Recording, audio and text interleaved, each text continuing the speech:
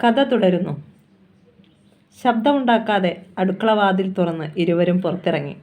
കഴിഞ്ഞ തവണ പക്ഷിപ്പനി വന്ന് താറാവുകളെ ആരോഗ്യവകുപ്പ് കൊന്നൊടുക്കിയപ്പോൾ അവറ്റകളെ ഇട്ടിരുന്ന വല പല്ലവി എടുത്തുകൊണ്ടുവന്നത് അവിടെ സൂക്ഷിച്ചിരുന്നു. പല്ലവി അതെടുത്തു. ബാലു താൻ കരുതി വെച്ചിരുന്ന കത്തിപ്പോയ വള്ളത്തിൻ്റെ തുഴയും. പിന്നെ വീടിൻ്റെ ഭിത്തിയോട് ചേർന്ന് ഇരുവരും മുൻഭാഗത്തു കൂടി കോഴിക്കൂടിന് നേരെ നീങ്ങി. അല്പനേരം കാത്തുനിന്ന ശേഷം വീണ്ടും മുന്നോട്ട് നടക്കാൻ ഭാവിക്കുകയായിരുന്ന മറപ്പുര ഭാർഗവൻ പിന്നിലൊരു ചലനം പറഞ്ഞ് അയാൾ തിരിഞ്ഞു. അയാളുടെ തലയിലൂടെ വല ചുറ്റി വീണു. തുഴ കൊണ്ട് ആഞ്ഞൊരടിയും കിട്ടി. അറിയാതെ ഒരു ശബ്ദം ഭാർഗവനിൽ നിന്നുയർന്നു. അയാൾ വേച്ചു തറയിൽ വീണു. കയ്യിലിരുന്ന വിഷച്ചോറ് നിറച്ച പാത്രം തറയിൽ വീണു. അമ്മേ, കള്ളൻ! പല്ലവി ഒച്ച വെച്ചു. വീടിനുള്ളിൽ ലൈറ്റ് തെളിഞ്ഞു. മോളെ, എവിടാടി? തങ്കം വിലാപം പോലെ തിരക്കി. കോഴിക്കൂടിനടുത്താ അമ്മേ. പറയുന്നതിനിടയിൽ പല്ലവിയും ബാലുവും ചേർന്ന് കള്ളനിൽ വല മുറുക്കി. അയാൾക്ക് എഴുന്നേൽക്കാൻ പറ്റാത്ത അവസ്ഥയിലായി. നിമിഷങ്ങൾക്കുള്ളിൽ ലൈറ്റ് തെളിഞ്ഞു. തങ്കവും മാധവനും ഭാനുമതിയെ ഓടിയെത്തി. കമിഴ്ന്നു കിടക്കുകയാണ് കള്ളൻ. ആഹാ, ഇത്രയ്ക്കായോ? ചീറിക്കൊണ്ട് ഭാനുമതി ബാലുവിൻ്റെ കയ്യിൽ നിന്ന് റാഞ്ചും പോലെ തുഴ പിടിച്ചു വാങ്ങി. പിന്നെ തുരുത്തുരെ കള്ളനെ അടിക്കാൻ തുടങ്ങി. അയ്യോ, തല്ലല്ലേ! കള്ളൻ കരഞ്ഞു. ഇത് കേട്ടിട്ടുള്ള ശബ്ദമാണല്ലോ. തങ്കത്തിന് സംശയമായി. അവൻ്റെ മുഖം ഒന്ന് പിടിച്ചു നോക്കിയേ. അതൊന്നും ഇപ്പോഴേ വേണ്ട. മുഖം കണ്ടാൽ അടിക്കാൻ തോന്നിയില്ലെങ്കിലോ? ഭാനുമതി വീണ്ടും വീണ്ടും അടിച്ചുകൊണ്ടിരുന്നു. കള്ളൻ മണ്ണിൽ മുഖം മുട്ടി കിടക്കുകയായിരുന്നതിനാൽ ശരിക്കുള്ള ശബ്ദമായിരുന്നില്ല കേട്ടതും. അല്പം കഴിഞ്ഞ് ഭാനുമതി അടി നിർത്തി. തുഴ ഭർത്താവിനെ ഏൽപ്പിച്ചു. കുന്തം വിഴുങ്ങിയതുപോലെ ഇങ്ങനെ നിൽക്കാതെ അടിക്ക് മനുഷ്യ. മാധവനും തുഴ കൊണ്ട് കള്ളൻ്റെ മുതുകത്ത് 4-5 അടി കൊടുത്തു. തൊട്ടടുത്ത ദമയന്തിയുടെ വീട്ടിൽ ബഹളം കേട്ട് ലൈറ്റ് തെളിഞ്ഞു. വാതിൽ തുറന്ന് ദമയന്തി എത്തി നോക്കി. എന്താ ഭാനുമതി ചേട്ടത്തി അവിടെ? ഒരു കള്ളനെ പിടിച്ചതാ. വാടി, വന്ന് കാണ്, ഭാനുമതി വിളിച്ചു. കള്ളൻ എന്ന് കേട്ടതേ ദമയന്തി തൻ്റെ ഭർത്താവ് എവിടെയെന്ന് നോക്കാതെ ഓടി വന്നു. ബാലുവേ, എന്നെ കൂടി അങ്ങോട്ട് കൊണ്ടുപോടാ, വീടിനുള്ളിൽ നിന്ന് ഗോപിദാസ് വിളിച്ചു. പല്ലവി അനുജനെ നോക്കി. അച്ഛനെ കൊണ്ടുപോടാ. നീ എൻ്റെ മൊബൈൽ കൂടി എടുത്തോ. അവൻ അകത്തു പോയി മൊബൈലും എടുത്തു. ഗോപിദാസിനെ വീൽ ചെയറിൽ ഇരുത്തിക്കൊണ്ട് വരികയും ചെയ്തു. ദമയന്തി അടക്കം എല്ലാവരും കള്ളന് ചുറ്റും നിലയുറപ്പിച്ചു. വലയ്ക്കുള്ളിലായതിനാൽ ഭാർഗവനെ പെട്ടെന്നാരും തിരിച്ചറിഞ്ഞുമില്ല. പല്ലവി ഫോൺ വാങ്ങി കള്ളൻ്റെ ദൃശ്യങ്ങൾ റെക്കോർഡ് ചെയ്യാൻ തുടങ്ങി. ഇനി അവൻ്റെ തലയുടെ ഭാഗത്തെ വല മാത്രം മാറ്റിടാ, അല്ലെങ്കിൽ ഓടിക്കളഞ്ഞാലോ? ഭാനുമതി ബാലുവിനോട് നിർദ്ദേശിച്ചു. ബാലു അപ്രകാരം ചെയ്തു. ഇങ്ങോട്ട് തിരിഞ്ഞേടാ, നിന്റെ മുഖമൊന്ന് കാണട്ടെ, ഗോപിദാസ് പറഞ്ഞു. കള്ളൻ മുഖം മണ്ണിൽ അമർത്തിപ്പിടിച്ചു. ആഹാ, നീ അത്രയ്ക്കായോ? ഭാനുമതി മുന്നോട്ടാഞ്ഞ് കള്ളൻ്റെ മുടിയിൽ കുത്തിപ്പിടിച്ചുയർത്തി. വെളിച്ചം അയാളുടെ മുഖത്ത് വീണു. ഭാർഗവൻ ചേട്ടാ! ദമയന്തി കരഞ്ഞുപോയി. ഭാർഗവൻ മിണ്ടുന്നില്ല. എന്നാലും ഭാർഗവാ, ഞങ്ങളുടെ കോഴിയെ തന്നെ നിനക്ക് മോഷ്ടിക്കണമായിരുന്നോടാ? ചങ്കുപൊടിയുന്ന വേദനയോടെയായിരുന്നു ഗോപിദാസിൻ്റെ ചോദ്യം. ഒരു നിമിഷം അവിടെ നിശബ്ദത പരന്നു. പല്ലവി ഭാർഗവൻ്റെ മുഖവും ഷൂട്ട് ചെയ്ത് കഴിഞ്ഞു. മോളെ പല്ലവി! ദമയന്തി പെട്ടെന്ന് അവളുടെ കാൽക്കലിരുന്നു.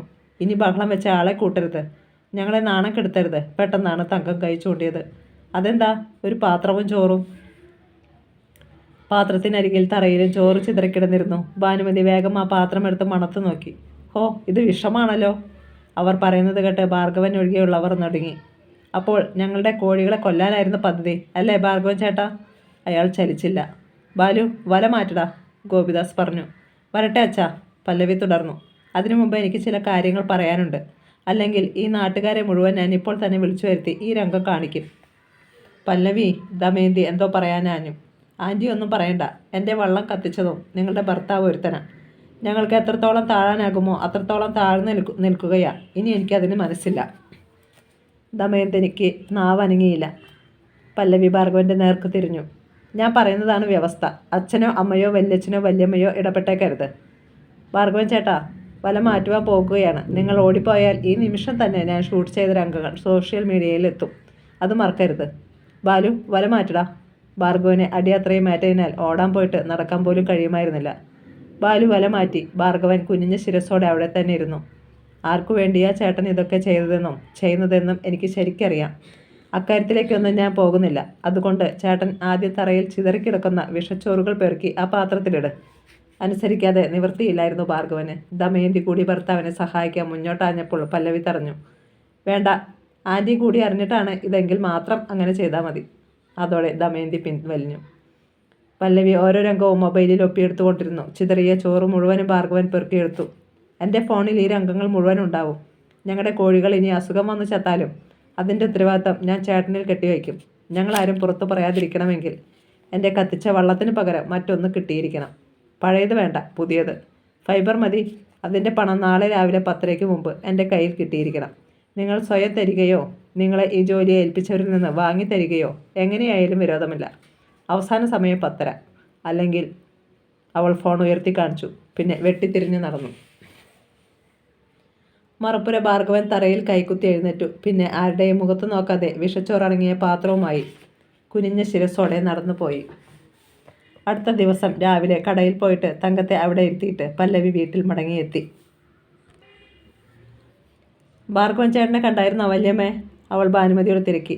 ഇല്ലടി, ഞാൻ രാവിലെ മുതൽ ശ്രദ്ധിക്കുന്നുണ്ടായിരുന്നു. പക്ഷേ അവരുടെ നിഴൽ പോലും കണ്ടിട്ടില്ല. ദമയന്തിയും ഇതേവരെ പുറത്തിറങ്ങിയിട്ടില്ല. പല്ലവി കടുപ്പിച്ചു മൂളി. താൻ രാത്രിയിൽ പറഞ്ഞതുപോലെ 10:30 വരെ കാത്തിരിക്കാനായിരുന്നു അവളുടെ തീരുമാനം. അതിനുള്ളിൽ ഭാർഗവൻ പണവുമായി എത്തിയില്ലെങ്കിൽ നേരെ അയാളുടെ വീട്ടിലേക്ക് ചെല്ലണമെന്നും അവൾ ഉറപ്പിച്ചിരുന്നു. മറ്റാരും ഉണരും മുമ്പ് ഭാർഗവൻ പണം വാങ്ങാൻ ദത്തൻ അങ്കിളുടെ വീട്ടിലേക്ക് പോയിട്ടുണ്ടാവുമെന്നും അവൾ സംശയിച്ചു. ഉച്ചഭക്ഷണം ഒരുക്കുന്നതിനിടയിൽ അവൾ പലതവണ മൊബൈലെടുത്ത് സമയം നോക്കി. സമയം 10:15. ചിറയിലെ റോഡിലൂടെ വന്ന ഒരു ഓട്ടോ ഭാർഗവൻ്റെയും പല്ലവിയുടെയും വീടുകൾക്കിടയിലായി നിന്നു. അതിൽ നിന്ന് ഭാർഗവൻ ഇറങ്ങി. തിണ്ണയിലിരിക്കുകയായിരുന്ന മാധവനും ഭാനുമതിയും അയാളെ തുറച്ചു നോക്കി. ഭാർഗവൻ പണം നൽകി ഓട്ടോ മടക്കി അയച്ചു. പിന്നെ ഒരു കടലാസ് പൊതിയുമായി അർദ്ധശങ്കയോടെ പല്ലവിയുടെ വീട്ടുമുറ്റത്തേക്ക് വന്നു. മാധവൻ്റെയോ ഭാനുമതിയുടെയോ മുഖത്തേക്ക് അയാൾ നോക്കിയില്ല. പകരം പുത്തനാട്ടിലേക്ക് കണ്ണയച്ചുകൊണ്ട് വിളിച്ചു, പല്ലവി. ആ ശബ്ദം വല്ലാതെ പതറിയിരുന്നു. പല്ലവി ഇറങ്ങി വന്നു. അവളുടെ മുഖത്ത് നോക്കാനുള്ള കരുത്തില്ലാതെ അയാൾ ചതുരത്തിലുള്ള കടലാസ് പൊതി അവൾക്ക് നീട്ടി. ഇതാ മോളെ, 25,000 രൂപയുണ്ട്. നെറ്റി ചുളിച്ചുകൊണ്ട് പല്ലവി പൊതി വാങ്ങി. ശേഷം അറിയിച്ചു, ഇതുകൊണ്ട് മതിയാകത്തില്ലല്ലോ ഭാർഗവൻ ചേട്ടാ. ഞാൻ ആലപ്പുഴയിലും കുട്ടനാട്ടിലുമൊക്കെ വിളിച്ചു തിരക്കി. പിന്നെ അടുത്ത സെൻറ്റ് ആൻ്റണിയിലും വിളിച്ചു. എല്ലാവരും പറയുന്നത് 35,000 രൂപ വേണമെന്നാണ്. അത് ഭാർഗവൻ പരുങ്ങി. ഇത്രയുമേ സംഘടിപ്പിക്കാൻ കഴിഞ്ഞുള്ളൂ. പല്ലവിയുടെ മുഖത്ത് ഒരു പുച്ഛച്ചിരി മിന്നി. ചേട്ടനെ ആ പണി ഏൽപ്പിച്ചവർ അത്രയേ തന്നുള്ളൂ എന്ന് പറ. അവൾ പൊതി മടക്കി നീട്ടി. അതുകൊണ്ട് ഈ രൂപ ചേട്ടൻ തന്നെ അങ്ങ് വെച്ചോ. അവളുടെ വാക്കുകൾക്കിടയിൽ നിന്ന് ഒളിഞ്ഞുകിടന്ന ഭീഷണിയുടെ ധ്വനി ഭാർഗവൻ തിരിച്ചറിഞ്ഞു. അയാൾ കുടുകുടെ വിയർക്കാൻ തുടങ്ങി. ഗൗതത്തിൻ്റെ വാക്കുകൾ അയാളുടെ കാതിൽ മുഴങ്ങി. നിങ്ങൾ ഈ കാശ് അങ്ങോട്ട് കൊടുക്ക്. ഇതുകൊണ്ട് മതിയാവില്ലെങ്കിൽ അവളെ എന്താന്ന് വെച്ചാൽ അങ്ങോട്ട് കാണിക്കട്ടെ. അല്ല, ഇനിയൊന്നും കൊടുത്തില്ലെങ്കിൽ തന്നെ അവളെന്താ മൂക്കിൽ വലിച്ചു കയറ്റുമോ? പല്ലവി റിക്കാർഡ് ചെയ്ത രംഗങ്ങൾ പുറത്തു വന്നാൽ അത് തനിക്കും കുടുംബത്തിനുമാണ് ദോഷം. എന്നാൽ അക്കാര്യം ഗൗതത്തോട് തുറന്നു പറയാനും ഭാർഗവൻ മടിച്ചു. കാരണം ചിലപ്പോൾ ഈ 25,000 തനിക്ക് കിട്ടിയില്ലെന്ന് വരും. ചേട്ടാ, പല്ലവിയുടെ ശബ്ദം അയാളെ ചിന്തയിൽ നിന്നുണർത്തി. ഞെട്ടിയതുപോലെ അയാൾ പല്ലവിക്ക് നേരെ തിരിഞ്ഞു. ചേട്ടൻ ഈ രൂപ വാങ്ങുന്നുണ്ടോ? പല്ലവി ഫോൺ എടുത്തു. ഭാർഗവൻ അടിമുടി നടുങ്ങി. പല്ലവി തുടർന്നു. ഇനി 35,000 കൊണ്ട് കടയിൽ ചെന്നാലും കാര്യം തീരില്ലല്ലോ. വള്ളം തനിയെ ഇവിടെ എത്തില്ലല്ലോ. ടെമ്പോ വിളിക്കണ്ടേ? ഫ്രീ ആയിട്ട് വള്ളം ഇവിടെ കൊണ്ടുവരാൻ എൻ്റെ മാമന്മാർക്ക് ആർക്കും വണ്ടിയില്ലല്ലോ. പല്ലവി ആ പറഞ്ഞത് നേരെ. ഭാനുമതിയും അവളെ പിന്താങ്ങി. എന്ത് വേണമെന്നറിയാതെ നിൽക്കുകയാണ് ഭാർഗവൻ. ചേട്ടൻ ഈ കാശ് വാങ്ങുന്നുണ്ടല്ലയോ? പല്ലവിയുടെ ഭാവം മാറി. ഒരു കാര്യം ചെയ്യ്, തൽക്കാലം ഈ രൂപ പല്ലവിയുടെ കയ്യിലിരിക്കട്ടെ. 1 മണിക്കൂറിനുള്ളിൽ ഞാൻ ബാക്കിയും കൂടി എങ്ങനെയും കൊണ്ടുവരാം. ഭാർഗവൻ സമ്മതിച്ചു. ശരി, പല്ലവിയും സമ്മതിച്ചു. പക്ഷേ 1 മണിക്കൂറിനപ്പുറം ഞാൻ കാത്തിരിക്കില്ല. ഞാൻ കൊണ്ടുവരാം. ഭാർഗവൻ തിടുക്കത്തിൽ തൻ്റെ വീട്ടിലേക്ക് പോയി. പിന്നെ അവിടെ നിന്ന് ദമയന്തിയുടെ ഉച്ചത്തിലുള്ള ശബ്ദമാണ് കേട്ടത്. നിങ്ങൾ എന്തൊക്കെ പറഞ്ഞാലും എൻ്റെ ഒരു തരി പൊന്നു ഞാൻ തരത്തില്ല.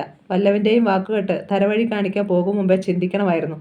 ഭാർഗവൻ്റെ മറുപടി പതിഞ്ഞതായിരുന്നതിനാൽ അത് പുറത്തു കേട്ടില്ല. പറ്റത്തില്ലെന്ന് പറഞ്ഞാൽ പറ്റത്തില്ല, അത്ര തന്നെ. ദമയന്തി ചീറുകയാണ്. അടുത്തതായി ഒരു അടിയൊച്ച ഉയർന്നു. 2 മിനിറ്റ് കഴിഞ്ഞപ്പോൾ ഭാർഗവൻ തിടുക്കപ്പെട്ട് പുറത്തിറങ്ങി ചിറയിലൂടെ നടന്നു പോകുകയും ചെയ്തു. 3/4 മണിക്കൂർ കഴിഞ്ഞപ്പോൾ വീണ്ടും ഒരു ഓട്ടോ ഗോപിദാസിൻ്റെ വീട്ടുമുറ്റത്ത് വന്നു നിന്നു. ശബ്ദം കേട്ട് പല്ലവി ഇറങ്ങി വന്നു. ഓട്ടോയിൽ നിന്നിറങ്ങിയ ഭാർഗവൻ നടുവേ മടക്കിയ കുറേ നോട്ടുകൾ അവളെ ഏൽപ്പിച്ചു. ഇത് 11,000 ഉണ്ട്. അപ്പോൾ മൊത്തം 36 മതിയാകുമല്ലോ. മതിയാകും. അഥവാ ആയില്ലെങ്കിൽ ഞാൻ പറയാം. പല്ലവി ഉള്ളിൽ വന്ന ചിരി കടിച്ചൊതുക്കി. എന്തോ പിറുപ്പിറുത്തുകൊണ്ട് ഭാർഗവൻ വീണ്ടും ഓട്ടോയിൽ കയറി അത് വന്ന വഴിയെ മടങ്ങി. ഇനി അവൻ ഇത്തരം പിറുപ്പുകേടിന് മുതിരില്ല, മാധവൻ പറഞ്ഞു. എന്നാൽ ഭാനുമതിക്ക് അത് അങ്ങനെ ഉറപ്പിക്കാൻ കഴിഞ്ഞില്ല. എന്തായാലും ഇനി അവനെ സൂക്ഷിക്കണം. വിഷം മുറ്റിയ ഇനമ. ദമയന്തിയുടെ ആഭരണം കൊണ്ടുപോയി വിൽക്കുകയോ പണയം വയ്ക്കുകയോ ചെയ്തിട്ടാണ് ബാക്കി കാശ് കൊണ്ടുവന്നത്. പല്ലവി വേഗം വേഷം മാറി. വല്യച്ഛനും കൂടി എൻ്റെ ഒപ്പം ഒന്ന് വരുമോ? അവൾ മാധവനോട് തിരക്കി. അയാൾക്ക് ഇതിൽ പരം ഒരു സന്തോഷമില്ലായിരുന്നു. എത്ര നാളായി ഈ വീട്ടിൽ തന്നെ ഇങ്ങനെ ഇരിക്കുന്നു. ഗോപി ഇവിടെ തനിച്ചല്ലേയുള്ളൂ, അല്ലെങ്കിൽ ഞാനും വന്നേനെ, ഭാനുമതി പറഞ്ഞു. ഇനി പോകുമ്പോൾ വല്യമ്മയെ കൊണ്ടുപോകാം, പല്ലവി അറിയിച്ചു. ഭാനുമതിയുടെ മുഖം തെളിഞ്ഞു. അത് മതി. മാധവനും പല്ലവിയും ഓട്ടോയിലാണ് അടുത്തേക്ക് പോയത്. സെൻറ്റ് ആന്റണി ഷോപ്പിൽ 3 വള്ളങ്ങളുണ്ടായിരുന്നു. സാധാരണ ഓർഡർ അനുസരിച്ച് വള്ളങ്ങൾ നിർമ്മിച്ചു നൽകുന്നതാണ് രീതിയെങ്കിലും ഇപ്പോൾ ഏത് സമയത്തും മഴയുള്ളതിനാൽ മുൻകൂട്ടി തയ്യാറാക്കിയതായിരുന്നു ആ ഫൈബർ വള്ളങ്ങൾ. മാധവനും പല്ലവിയും 3 വള്ളങ്ങളും പരിശോധിച്ച് അവയിൽ ഒരെണ്ണം തിരഞ്ഞെടുത്തു. പിന്നെ വിലപേശലായി. 35,000 എന്ന് കടും പിടുത്തത്തിൽ നിന്നിരുന്ന കടയുടമ മാധവന്റെ വാക്ചാതുരിക്ക് മുന്നിൽ അവസാനം 34,000-ന് സമ്മതിച്ചു, തുക ഉൾപ്പെടെ.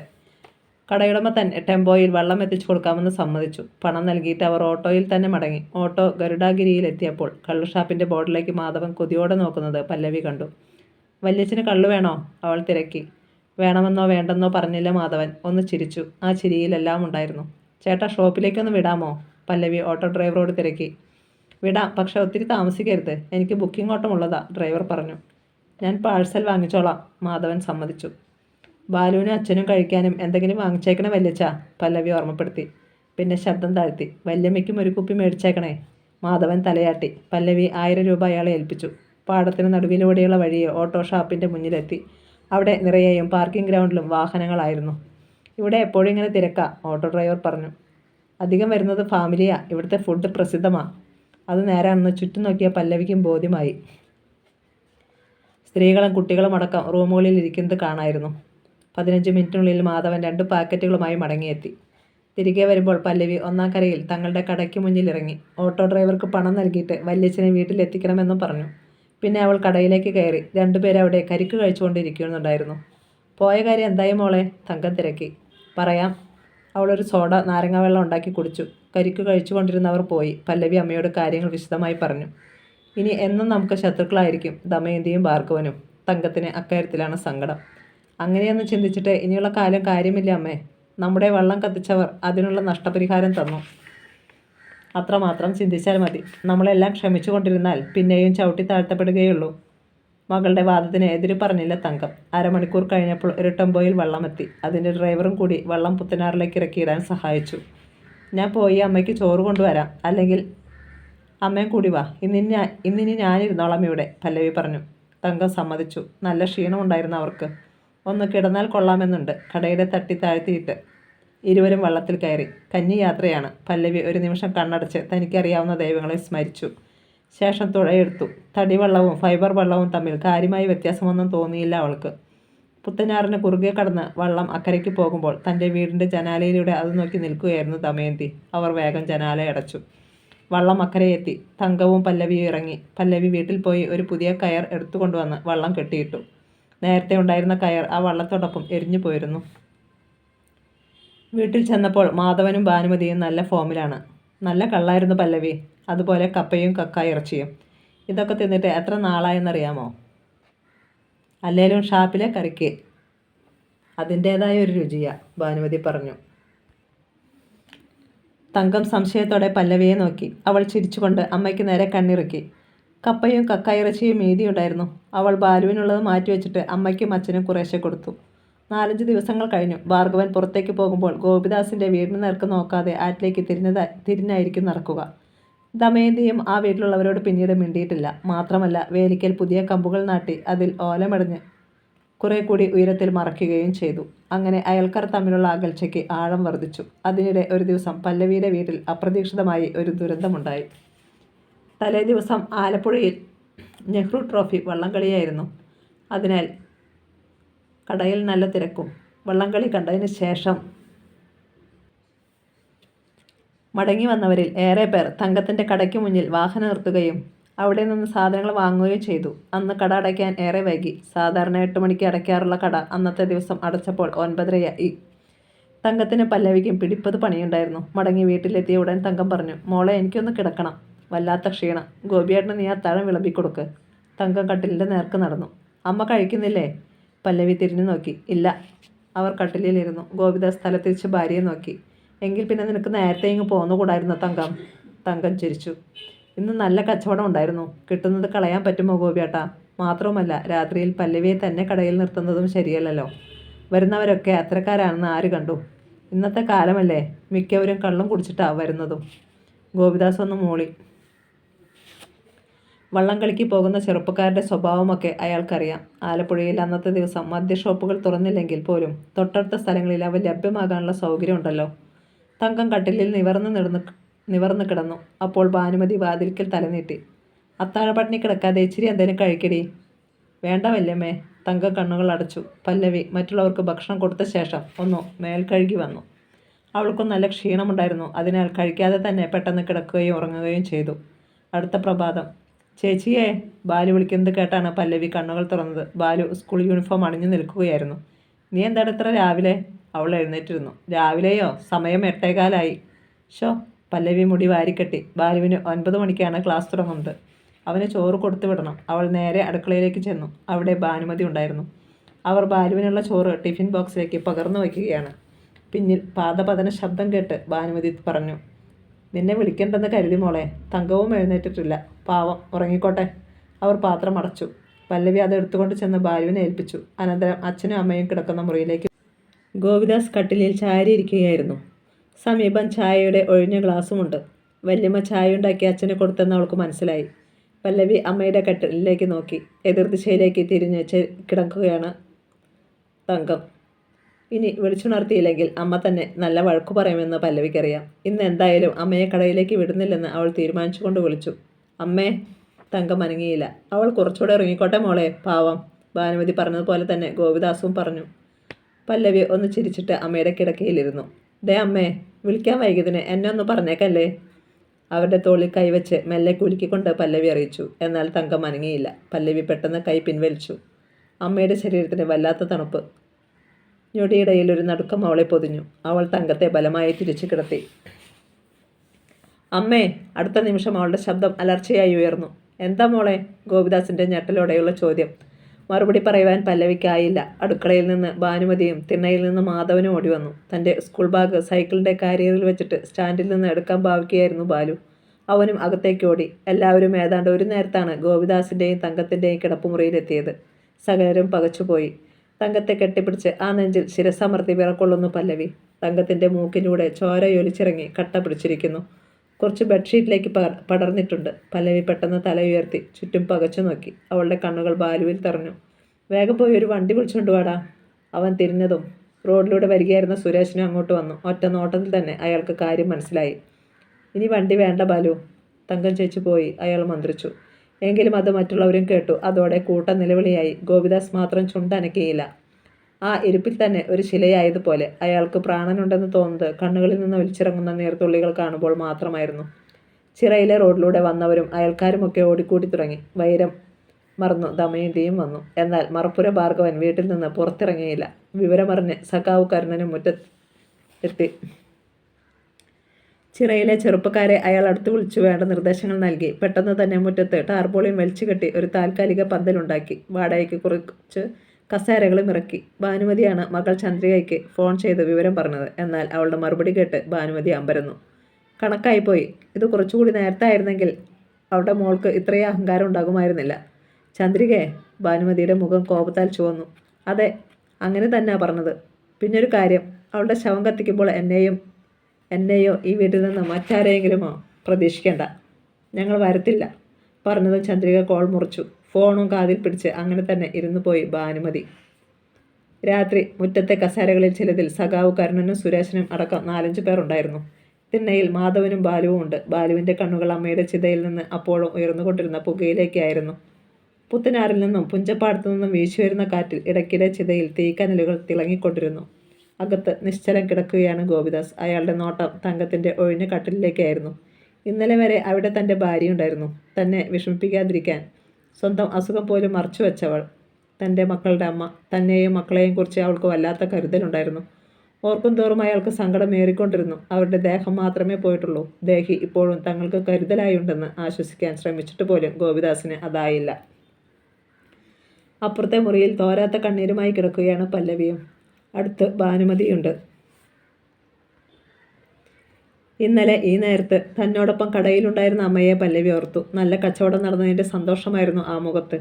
ഇടയ്ക്ക് തന്നോട് പറയുകയും ചെയ്തു, ആഴ്ചയിൽ ഒരു 4 ദിവസം ഇങ്ങനെ കച്ചവടം കിട്ടിയിരുന്നാൽ ഒന്ന് പിടിച്ചു നിൽക്കാമായിരുന്നു അല്ലേ മോളെ. ഇങ്ങനത്തെ അത്യാഗ്രഹം പാടില്ലമ്മേ എന്ന് പറഞ്ഞ് താൻ അമ്മയെ കളിയാക്കുക പോലും ചെയ്തു. ഇക്കാര്യമൊക്കെ ഓർക്കും തോറും പല്ലവിയുടെ സങ്കടം കൂടിക്കൂടി വന്നു. ഭാനുമതി തന്നാൽ കഴിയും വിധം അവളെ ആശ്വസിപ്പിക്കാൻ ശ്രമിച്ചെങ്കിലും ഒന്നും നടന്നില്ല. ആ നേരത്ത് മുറ്റത്തെ പന്തലിൽ മറ്റൊരു ചർച്ചയായിരുന്നു. അതിന് തുടക്കമിട്ടത് സുരേഷനാണ്. എന്നാലും ചന്ദ്രികയും ദത്തനും ഒന്നും ഇങ്ങോട്ട് തിരിഞ്ഞു നോക്കിയില്ലല്ലോ. മരിച്ചാൽ പോലും പക വച്ച് പുലർത്തുന്ന ഇവരൊക്കെ എന്തു മനസ്സിൻ്റെ ഉടമകളാ? അവരെക്കുറിച്ചൊക്കെ പറയാതിരിക്കുക സുരേഷ് നല്ലത്. കാശുണ്ടെന്ന് കരുതി അഹങ്കരിക്കുന്ന കൂട്ടർ. ഒന്ന് വീണു പോയാൽ അല്ലെങ്കിൽ അസുഖം വന്ന് കിടപ്പിലാകുമ്പോഴേ ഇക്കൂട്ടർ കാര്യങ്ങൾ തിരിച്ചറിയൂ. ഇത്രയും കാലം അഹങ്കരിച്ചതിൻ്റെ പരിണാമം. സഖാവ് കരുണൻ്റെ വാക്കുകളിൽ പുച്ഛം തിങ്ങിയിരുന്നു. അത് നേരാ. നിന്നവരിൽ ഒരാൾ പിന്താങ്ങി. എനിക്കറിയാവുന്ന ഒരു കോടീശ്വരനുണ്ടായിരുന്നു ചങ്ങനാശ്ശേരിയിൽ, വലിയ അബ്കാരി. അതുകൂടാതെ ശബരിമലയിൽ വർഷങ്ങളോളം തേങ്ങയുടെ കോൺട്രാക്റ്റും അയാൾക്കായിരുന്നു. വിളിച്ചാൽ വെളിപ്പുറത്ത് മക്കളും സേവകരും. രാജകീയമായ ജീവിതം. അവസാനം എന്താ പറ്റിയത്? പക്ഷാഘാതം വന്ന് കിടപ്പിലായതോടെ കാര്യങ്ങൾ മാറി മറിഞ്ഞു. അയാളെ നോക്കാൻ ആദ്യമൊക്കെ 2 ഹോം നേഴ്സുമാരുണ്ടായിരുന്നു. പിന്നീട് അത് ഒന്നായി. കൃത്യമായ ചികിത്സയും ഇല്ലാതെയായി.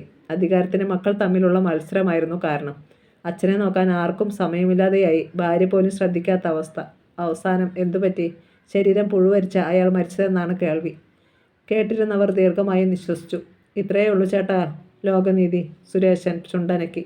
നമ്മളിൽ നിന്ന് സ്ഥിരമായി എന്തെങ്കിലും കിട്ടിക്കൊണ്ടിരിക്കുമ്പോൾ എന്തിനും ഏതിനും ആളുണ്ടാവും. അതില്ലെന്ന് വന്നാൽ പിന്നെ ഒരു പട്ടി പോലും തിരിഞ്ഞു നോക്കത്തില്ല. എല്ലാം കേട്ടുകൊണ്ട് തിണ്ണയിലിരുന്ന മാധവനും തൻ്റെ മകളോടും മരുമകനോടുമൊക്കെ അടങ്ങാത്ത ദേഷ്യം തോന്നി. ആളുകളെ കാണിക്കാനെങ്കിലും അവർക്ക് ഇവിടെ വരെ ഒന്ന് വരാമായിരുന്നു. ഇവിടെ താമസിക്കുന്നുവെന്ന കാരണം പറഞ്ഞ് താനോ ഭാനുമതിയോ മരിച്ചാൽ പോലും തങ്ങളുടെ മകൾ മൃതദേഹങ്ങൾ ഒന്ന് കാണാൻ പോലും വരില്ലെന്ന് മാധവന് തോന്നി. അതേസമയം അമിച്ചകരിയിൽ മറപ്പുര ഭാർഗവനോട് ഫോണിൽ തൻ്റെ വീട്ടിലെ വിശേഷങ്ങൾ തിരക്കുകയായിരുന്നു ചന്ദ്രിക. ഓലമറ കൊണ്ടുണ്ടാക്കിയ വേലിക്കിടയിലൂടെ ഗോപിദാസിൻ്റെ വീട്ടിലെ കാര്യങ്ങൾ മുഴുവൻ നോക്കിക്കണ്ടിരുന്ന ഭാർഗവൻ എല്ലാ കാര്യങ്ങളും വിസ്തരിച്ചു തന്നെ പറഞ്ഞു. ഓഹോ, ഞാൻ വരാഞ്ഞതിന് ആ സഖാവ് കരുണനും സുരേഷനുമാണോ ഭാർഗവ അത്രയ്ക്ക് ചൊറിച്ചില്? ചന്ദ്രിക പല്ലുകടിച്ചു. ദത്തനോ ഗൗതമോ അവിടെ ഉണ്ടായിരുന്നില്ല. കുറച്ചു നേരം കൂടി ഭാർഗവനുമായി സംസാരിച്ചിട്ട് ചന്ദ്രിക ഫോൺ കട്ട് ചെയ്തു. അപ്പോൾ അടുക്കളയിൽ എന്തോ ശബ്ദം കേട്ടു. നശിച്ച പൂച്ച. പിറുപിറുത്തുകൊണ്ട് ചന്ദ്രിക അങ്ങോട്ട് പാഞ്ഞു. പൂച്ച തള്ളിയിട്ട കുപ്പി ഭരണി തറയിൽ ചിതറിക്കിടക്കുന്നത് ആദ്യം അവൾ കണ്ടില്ല. നോട്ടം തുറന്നു കിടന്ന ജനാലയുടെ ചാടിപ്പോകുന്ന പൂച്ചയിലായിരുന്നു. എത്ര പറഞ്ഞാലും ആ നശൂലൻ ജനാല അടയ്ക്കത്തില്ല. വേലക്കാരിയെ ചീത്ത വിളിച്ചുകൊണ്ട് ചന്ദ്രിക ജനലടയ്ക്കാനായി മുന്നോട്ട് നീങ്ങി. അടുത്ത നിമിഷം അവളുടെ വലതു കാൽപാദത്തിൽ കുപ്പിച്ചില് തുളഞ്ഞു കയറി. അയ്യോ! ചന്ദ്രികയുടെ ബാലൻസ് പോയി. അവൾ പിറകിലേക്ക് മറിഞ്ഞു. വലതു കൈ ശക്തിയിൽ സിങ്ങിൻ്റെ സിമൻറ്റ് സ്ലാബിൽ ഇടിച്ചു. പിന്നെ ഒരു ചാക്ക് കെട്ടുപോലെ ചന്ദ്രിക തറയിലേക്ക് മലർന്നു വീണു. കഥ തുടരും.